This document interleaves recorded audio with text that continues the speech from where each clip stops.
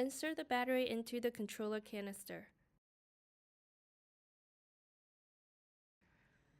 Move the battery latch up to secure the battery. If you remove the host interface card from the original controller canister, you must install that host interface card in the new controller canister. Align the 3 thumb screws on the host interface card with the corresponding holes on the controller, and align the connector on the bottom of the host interface card with the host interface card interface connector on the controller card.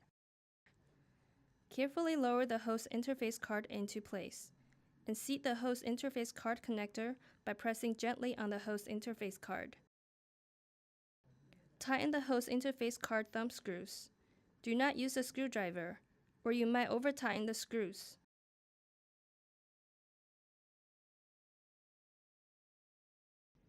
Using a No. 1 Phillips screwdriver, attach the host interface card faceplate to the controller canister with 4 screws.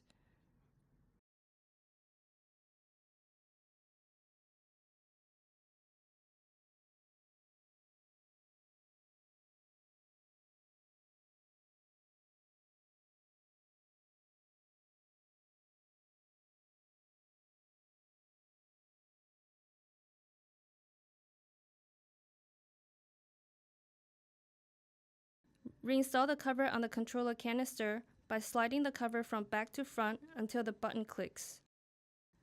Turn the controller canister over.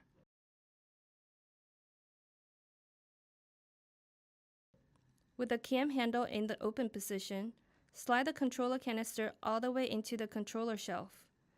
Move the cam handle to the left to lock the controller canister in place.